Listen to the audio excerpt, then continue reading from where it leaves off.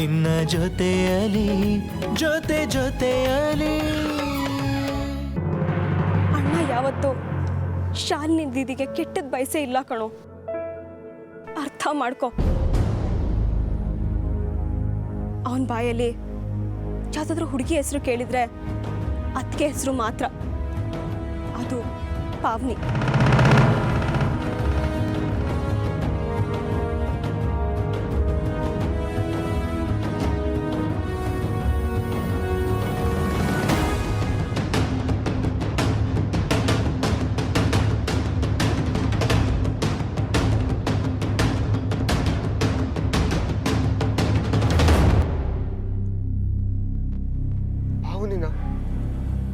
ನಿಮ್ಮ ಅತ್ತಿಗೆ ಹೆಸರು ಪವಿತ್ರ ಅಲ್ವಾ? ಅರೆ ಬಾಪ್ರೆ, ಐಮ್ ಸಾರಿ ಕಣೋ, ನಿನ್ಗೆ ವಿಷಯ ಹೇಳದೆ ಮರ್ತಿದ್ದೆ. ಆ್ಯಕ್ಚುಲಿ ಅದಕ್ಕೆ ಹೆಸರು ಪಾವ್ನಿ ಅಂತ. ಎಲ್ರಿಗೂ ಗೊತ್ತಾಗಬಾರ್ದು ಅಂತ ಪವಿತ್ರ ಅಂತ ಎಲ್ರೂ ಮುಂದೆ ಹೇಳ್ತಿದ್ರು ಅಷ್ಟೆ. ಪಾವ್ನಿಗೋಸ್ಕರ ಅಣ್ಣ ಈ ಕ್ಷಣಕ್ಕೂ ಚಡ್ಪಡಿಸ್ತಾ ಇದ್ದಾನೆ.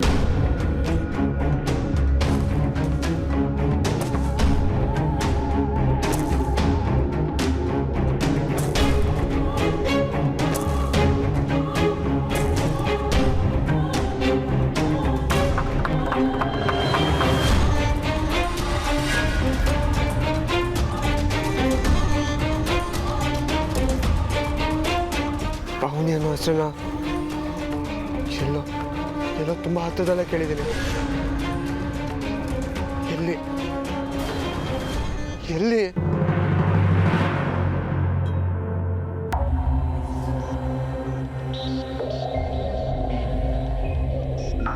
ಅಭಯ್, ಯಾಕೋ ಏನ್ ಯೋಚನೆ ಮಾಡ್ತಿದ್ಯಾ?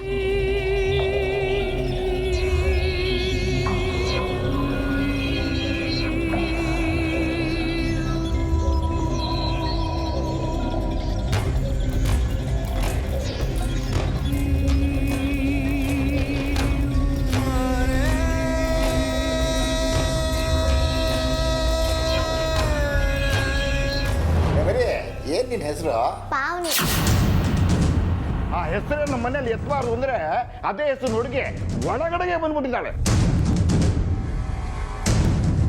ರಂಜಿತ್ನ ಹುಡುಗಿ ಪಾವನಿ ಅವತ್ತೇ ಸತ್ತೋದ್ಲು ಅಂತ ಹೇಳಿ ಈ ವಿಷಯ ಬಿಟ್ಬಿಡಿ.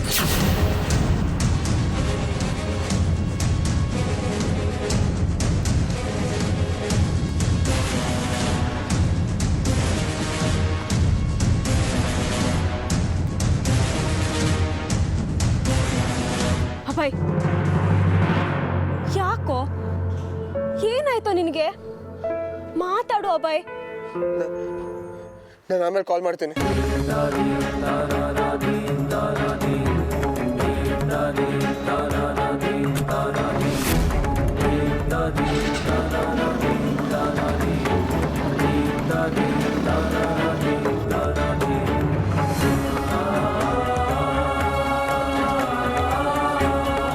ಬನ್ನಿ ಅಳಿಯಂದ್ರೆ. ಪಾರು ಅಳಿಯಂತ ಬಂದಿದ್ದಾರೆ ಕಣೆ. ಅಳಿಯಂದ್ರೆ ಅಳಿಯಂದ್ರೆ ಎಲ್ಲಿಗೆ ಹೋಗ್ತಿದ್ದೀರಾ? ಅಲ್ಲಿಗೆ ಹೋಗ್ತಾ ಇದ್ದೀರಾ?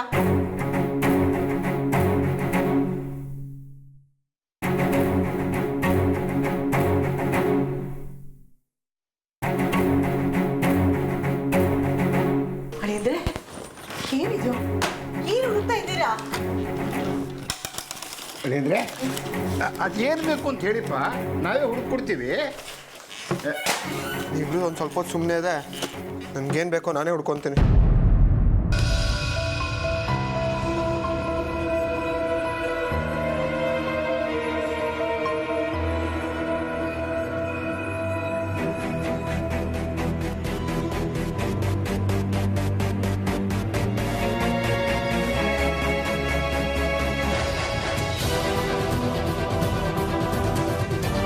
ಅಳಿಯಂದ್ರೆ ಕೊಡಿಲಿ, ಅದೇನು ನೋಡ್ತಿದ್ದೀರಾ? ತೆಗೆದ್ರೆ ನಾನೇ ತಮ್ಮ ಬಿಡಿ, ನಾನೇ ನೋಡ್ಕೊತೀನಿ. ಆಮೇಲೆ ಯಾವ ಭಾಷೆ ಯಾವ ಹಣೆ ಯಾವುದು ನಡೆಯಲ್ಲ.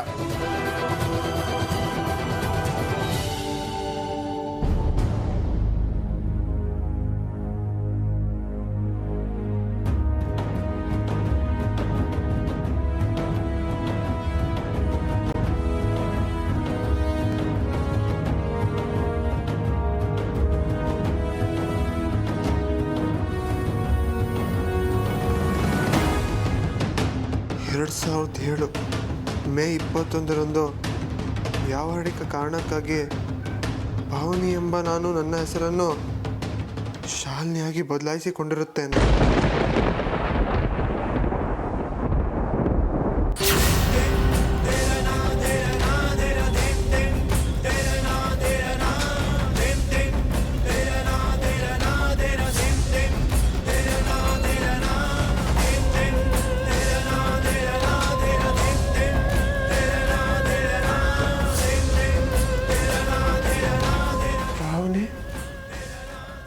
ಶಾಲಿನ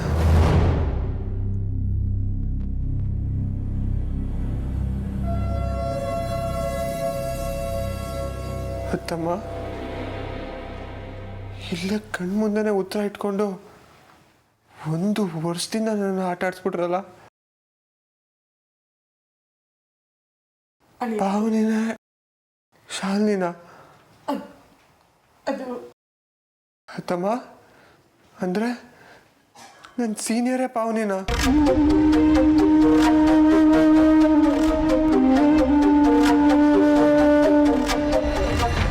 ಏನು ಹೇಳ್ತಿದ್ಯಪ್ಪ? ಅಂದ್ರೆ ಪಾವನಿ ರಂಜಿತ್ ಇಷ್ಟಪಟ್ಟಿದ್ದು ಹಳೆ ಹುಡುಗಿನ. ರಂಜಿತ್ತ 8 ವರ್ಷದಿಂದ ರಂಜಿತ್ ಪ್ರೀತಿಸಿದ ಹುಡುಗಿ ಪಾವನಿ.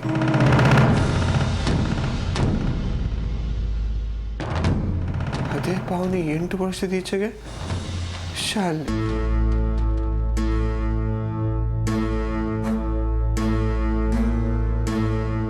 ನನ್ನ ಕೈಯಾರೆ ತಾಲಿ ಕಟ್ಟಿದ ಹೆಂಡತಿ ನನ್ನ ಸೀನಿಯರ್.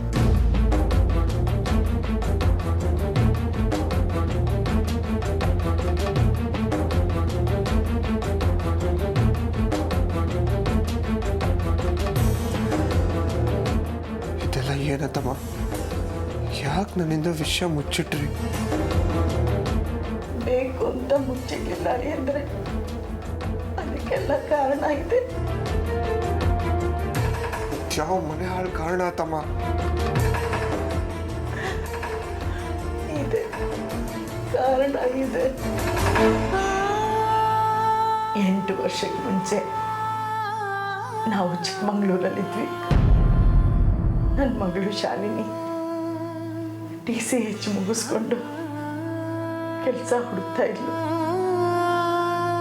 ಅಲ್ಲಿಗೆ DC ಆಗಿ ರಂಜಿತ್ ಬಂದ. ಅದು ಯಾವ ಕೆಟ್ಟಗಳಿಗೆಲ್ಲಿ ನನ್ನ ಮಗಳನ್ನ ನೋಡಿದ್ನೋ.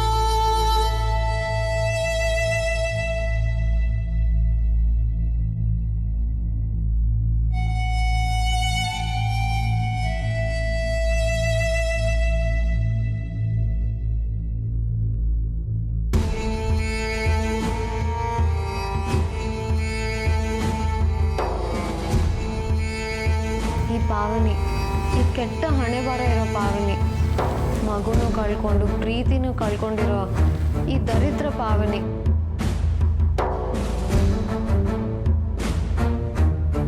ಅಮ್ಮ, ಇನ್ಮೇಲೆ ಆ ಪಾವನಿ ನನ್ನ ಹೆಸರಿಂದ ನನ್ನ ಕರಿಬೇಡ.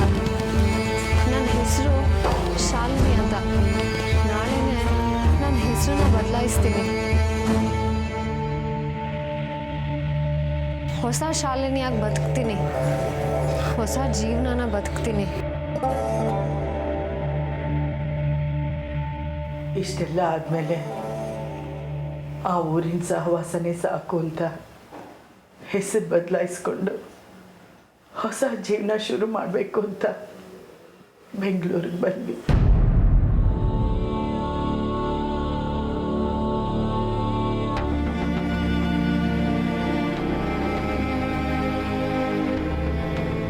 ಇಲ್ಲಿಗೆ ಬಂದಮೇಲೆ ಬಂದ ಗಂಡುಗಳನ್ನೆಲ್ಲ ಬೇಡ ಬೇಡ ಅಂತ ತಿರಸ್ಕಾರ ಮಾಡ್ತಾ ಇದ್ಲು. ಒಂಟಿಯಾಗಿ ಬದುಕೋದನ್ನ ರೂಢಿ ಮಾಡ್ಕೋತಾ ಇದ್ಲು.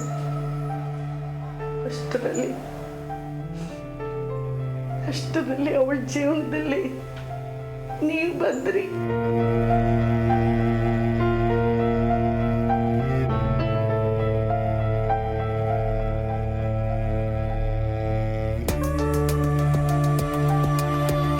ಅದು ನಾನು ಮಾಡೋ ತಪ್ಪನ್ನೆಲ್ಲ ಕ್ಷಮಿಸ್ಬಿಡಿ. I am sorry Shalini. ಯಾಕೆ ನಗು ನಗು ನಗು ಅಂತ ನನ್ನ ಸಾಯಿಸ್ತ್ಯಾ? ಒಂದು ವಿಷಯ ತಿಳ್ಕೊ, ನಾನು ಈ ಜನ್ಮದಲ್ಲಿ ಯಾವತ್ತೂ ನಗಲ್ಲ.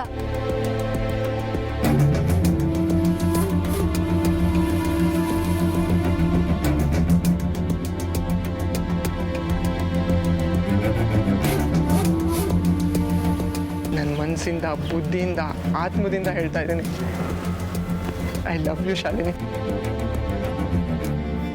ಇಷ್ಟೆಲ್ಲ ಆದ್ಮೇಲೂ ಶಾಲಿನಿ ನಿಮ್ಮನ್ನ ಬೇಡ ಅಂತಿದ್ದು. ಎಲ್ಲರೂ ವಯಸ್ಸಲ್ಲಿ ಚಿಕ್ಕವನಾದ್ರೂ ಗುಣದಲ್ಲಿ ತುಂಬ ದೊಡ್ಡವನು, ಅವನನ್ನು ಮದುವೆ ಆಗೋಕ್ಕೆ ಒಪ್ಕೋ ಅಂತ ಎಷ್ಟೇ ಬಲವಂತ ಮಾಡಿದ್ರು ಅವಳು ಬೇಡ ಅಂದಿದ್ದು ಇದೇ ಕಾರಣಕ್ಕೆ. ಅಂದರೆ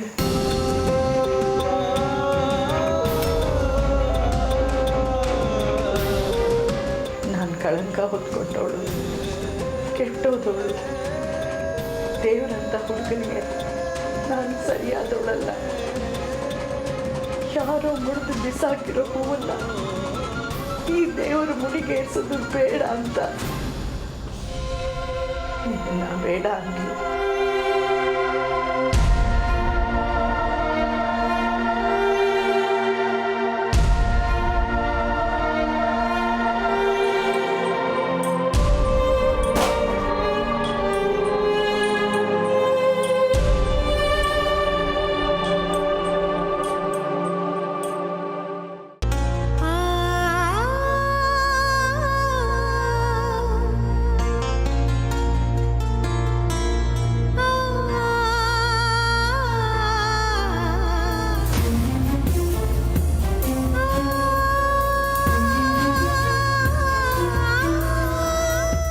ಯಾವುದನ್ನು ಕೇಳಿಸ್ಕೊಂಡೆ ಮದುವೆಗೆ ಒಪ್ಪಿಸಿದಾಗ ಈ ವಿಷಯನೆಲ್ಲ ನಿಮ್ಮ ಹತ್ರ ಹೇಳ್ಕೋಬೇಕು ಅಂತ ತುಂಬ ತುಂಬ ಪ್ರಯತ್ನ ಪಟ್ಲಿ.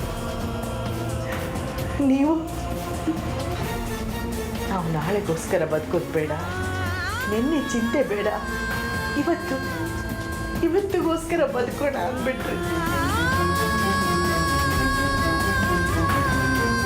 ಇಷ್ಟೆಲ್ಲ ಆದಮೇಲೆ ಧೈರ್ಯ ಮಾಡಿ ಈ ವಿಷಯನೆಲ್ಲ ನಿಮ್ಮ ಅಪ್ಪನ ಹತ್ರ ಹೇಳಿಬಿಟ್ಲು. ಧೈರ್ಯ ಮಾಡಿ ಈ ವಿಷಯನೆಲ್ಲ ನಿಮ್ಮ ಅಪ್ಪನ ಹತ್ರ ಹೇಳಿಬಿಟ್ಲು.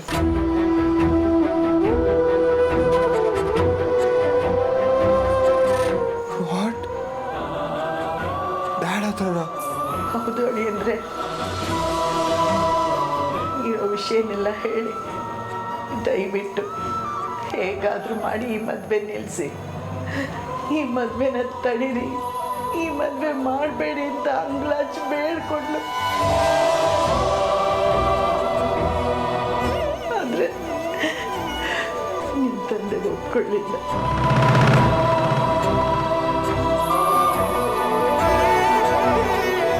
ಆದ್ರೆ ಮದುವೆಗೆ ಮುಂಚೆನೇ ಡ್ಯಾಡ್ಗೆ ಇದೆಲ್ಲ ಗೊತ್ತಿತ್ತಾ? ಹೌದು, ಗೊತ್ತಿತ್ತು. ಅವರೇ ಮುಂದೆ ನಿಂತ್ಕೊಂಡು ಮದುವೆ ಮಾಡಿಸಿದ್ರು. ಆಮೇಲೆ ಶಾಲಿನಿ ನಿಮ್ಮನೆ ಸೊಸೆ ಆಗಿತ್ತು, ನಿಮ್ಮ ಮದುವೆ ಆಗಿತ್ತು, ನಿಮ್ಮ ಹೆಂಡತಿ ಆಗಿತ್ತು. ಇಷ್ಟೆಲ್ಲ ಆದಮೇಲೆ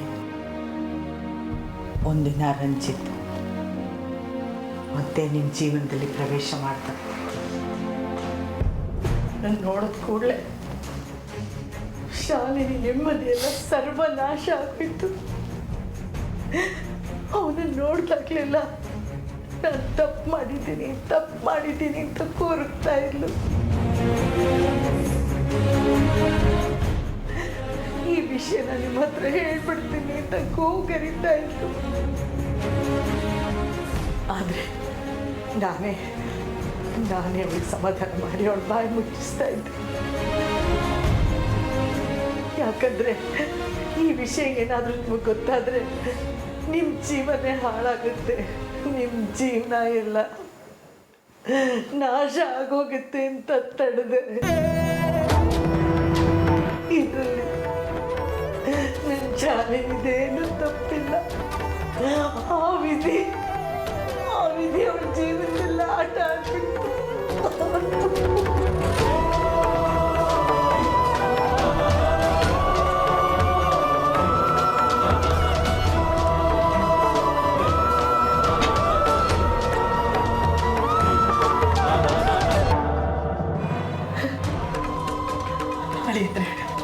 ಅಳಿಯಲ್ಲ ನಿಮ್ಮಮ್ಮಯ್ಯ ಅಂತೀನಿ. ನಾನು ಬೇಕು ಅಂತ ಇದನ್ನೆಲ್ಲ ಮಾಡಲಿಲ್ಲ. ನಿಮ್ಮಿಬ್ಬರ ಜೀವನ ಚೆನ್ನಾಗಿರಲಿ ಅಂತ ಮಾಡಿದೆ. ಇದರಲ್ಲಿ ಯಾವ ತಪ್ಪು ಶಾಲಿನಿದಿಲ್ಲ. ತಪ್ಪಿದ್ರೆ ಇಲ್ಲ ನಂದೆ, ಶಾಲಿನಿ ತಪ್ಪಿಲ್ಲ. ನನ್ನ ನಂಬಿ ಅಳಿಯದ್ರೆ.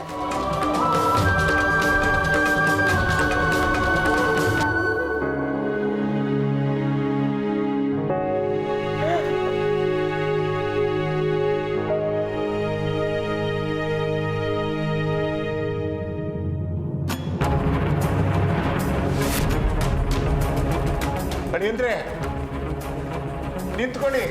ನನಗೆ ಈ ವಿಷಯ ಖಂಡಿತ ಗೊತ್ತಿರಲಿಲ್ಲ. ನಮ್ಮ ಮಗಳು ಯಾವ ತಪ್ಪನ್ನು ಮಾಡಿಲ್ಲ. ನಿಂತ್ಕೊಳ್ಳಿ ಅಡಿಯಂದ್ರೆ.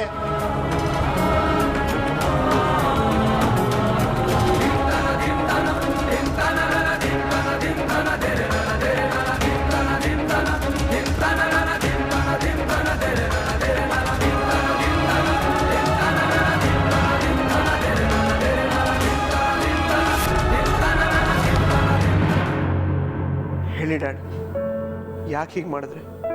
ನನ್ನಿಂದ ಯಾಕೆ ವಿಷಯ ಮುಚ್ಚಿಟ್ರೆ?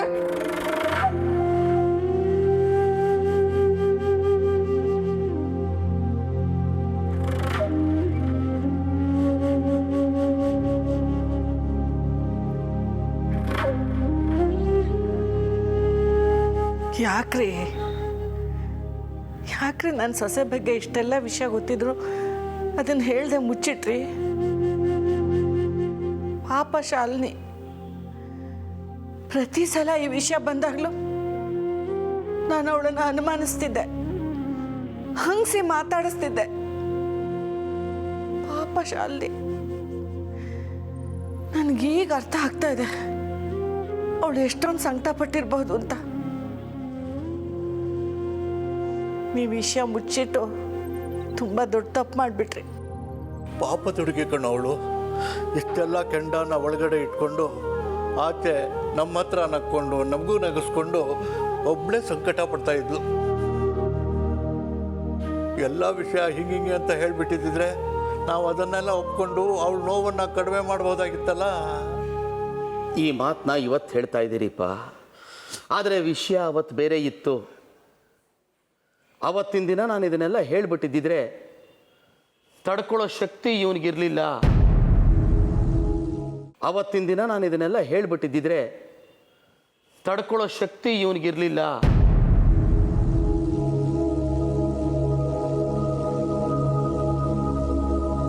ಅಭಯ್ ಅವಳನ್ನ ಮದುವೆ ಆಗೋ ವಿಚಾರ ಬಂದಾಗಲೂ ಅಷ್ಟೇ, ಚಿನ್ನದಂಥ ಹುಡುಗಿ, ಅವಳ ಹಳೆ ಚರಿತ್ರೆನೆಲ್ಲ ಯಾವುದೂ ಮುಚ್ಚು ಮರೆ ಮಾಡದೆ ನನ್ನ ಹತ್ರ ಎಲ್ಲ ಹೇಳ್ಕೊಂಡು ಯಾರದ್ದೋ ಮುಡಿಗೇರಿರೋ ಈ ಹೂನ ಅಪರಂಜಿ ಅಂತ ಅಭಯ್ಗೆ ಕಟ್ಟೋ ಪ್ರಯತ್ನ ಮಾಡಬೇಡಿ ಅಂತ ಬೇಡ್ಕೊಂಡ್ಲು.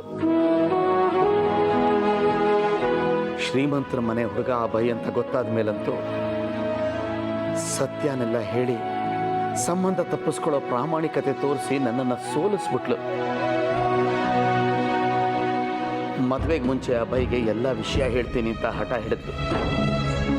ಆದರೆ ನಾನೇ ಹುಡುಗಾಟದ ಹುಡುಗ ಆಗಿದ್ದ ಅಭಯನ ಜವಾಬ್ದಾರಿ ಹುಡುಗನಾಗಿ ಮಾಡಿದಂಥ ಶಾಲಿನಿನೇ ನಮ್ಮ ಮನೆಗೆ ಸರಿಯಾದ ಸೊಸೆ ಅಂತ ಹೇಳಿ ಅವಳಿಗೆ ಆಣೆ ಪ್ರಮಾಣ ಮಾಡಿ ಅವಳನ್ನ ಈ ಮದುವೆಗೆ ಒಪ್ಪಿಸಿ ಮದುವೆ ಮಾಡಿಸ್ದೆ. ಪ್ರತಿ ಸಲ ರಂಜಿತ್ ವಿಷಯ ನಮ್ಮ ಮನೇಲಿ ಬಂದಾಗಲೂ ಅವಳು ಬೆಚ್ಚಿಬಿಡ್ತಾ ಇದ್ಲು. ಆದರೆ ರಂಜಿತ್ತೇ ಇವಳು ಪ್ರೀತಿಸಿದ ಹಳೆ ಹುಡುಗ ಅಂತ ನನಗೂ ಗೊತ್ತಿರಲಿಲ್ಲ.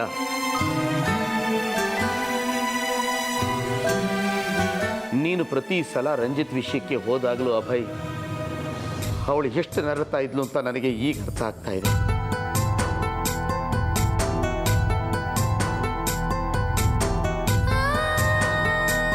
ನೀನು ಆ ರಂಜಿತ್ ಹುಡುಗಿನ ಹುಡುಕೊಂಡು ಎಲ್ಲೆಲ್ಲೋ ಹೋದೆ.